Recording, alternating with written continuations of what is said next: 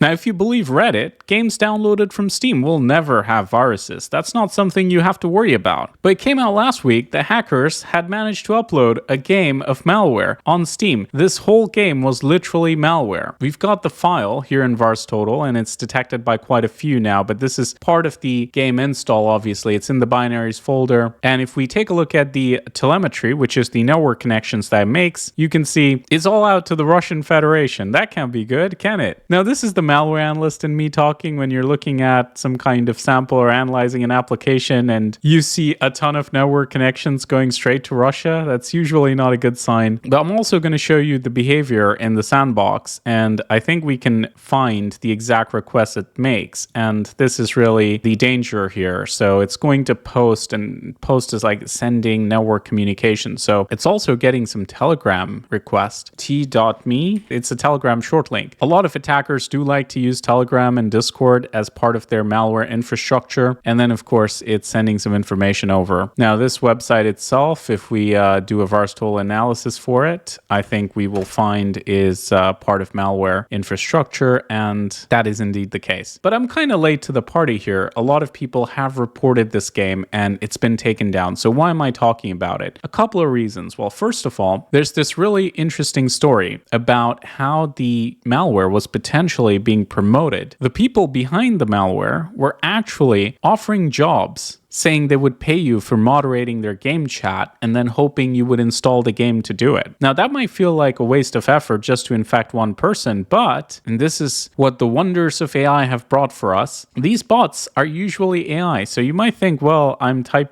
wasting the hacker's time or I'm playing with them, but actually you were just talking to a bot and the bot is messaging like 1,000 people at the same time. So there's no winning in that game. Another reason I wanted to talk about it is because I frequently have my friends have their Steam accounts hacked. I guess it's mostly info stealers, but it's not uncommon for me to receive a Steam message from a friend that is clearly promoting a scam or some kind of malware. So if you get a message on Steam, do not trust it. It could be malware, even if it is from a known friend, even if it's somebody you know in real life, doesn't matter because their account could be hacked. And they may not even know for a month. And during that month, you think you're talking to your friend, but you're actually talking to some AI that's distributing malware. Now, in this case, the game was appropriately named PirateFi. And if you look at the Steam page, it does look like a legit game. It's got screenshots and videos and everything. Looks like a template, to be honest, but I've seen worse AAA games. I mean, did you play Fallout 76? But what I also found annoying is the information that Steam posted in response. The response from Steam thus far has been taking down the page and then sending an email to people who have downloaded the game saying that there may be malware on their system and they recommend you run a full system scan. Well, that's going to do you a lot of good if you've run an info stealer, and inspect your system for unexpected or newly installed software. Aha.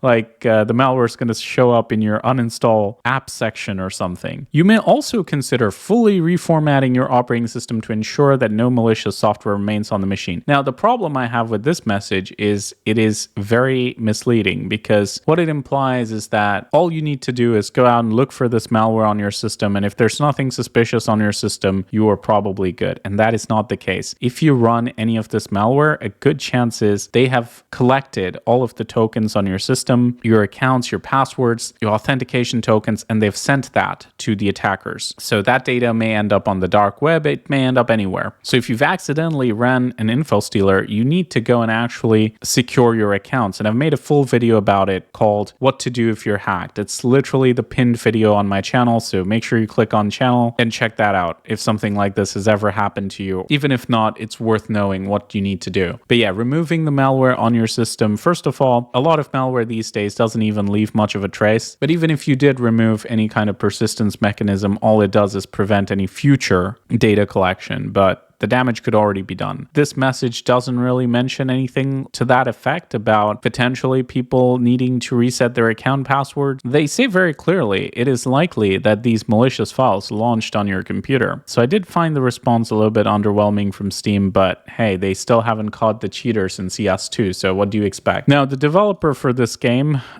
Seaworth Interactive, really had no other presence, so this was their first rodeo, but I wouldn't be surprised if if there are more games that pop up with different malware. Gamers are a big target for info stealers. They do want your accounts, especially now that in-game currency is a thing. A lot of people have funds on their Steam accounts. They have items or skins that cost money. And more importantly, if they have access to your account, they have a guaranteed way of infecting your friends. So be super careful about any messages you get on Steam or Discord, even if it's your friends. If somebody's sending you a link to a game in a message, offering you to join some tournament, anything other than an in-game invite, really, don't engage with it, even if you think you know the person, because it could be a hacked account and an AI chatbot. And if you did accidentally fall for this, well, sorry. No, don't be sorry. Go watch the video on what to do if you're hacked. It's the featured video, so you just have to click on the channel and go and secure yourself. And hey, do like and share this video if you enjoyed it, and spread the word to your friends. Now, speaking of staying secure, today's sponsor is ThreatLocker, an interesting zero trust solution. Now, we did a full test of this, which you can watch using link in description. That was a totally independent test, but they also wanted to sponsor some of our educational videos just to show you how it all works. So they have this system called ring fencing, which prevents malware from doing certain actions on your system. So for example, your PDF reader can't reach out to the internet, or a ransomware application can't access your documents. It's all based on access control and restrictions. It works based on whitelisting, only allowing trusted applications to execute, and it comes with its own online console where you can analyze any suspicious behaviors or look at new files that you might want to allow to execute or do something sketchy. It's a really interesting solution for enterprises that want to control what's being executed on their endpoints. And like I said, we've done extensive testing on it in the last year, so if you want to watch that, you can check it out. So show them some love for supporting our content and just check out their platform using link in description.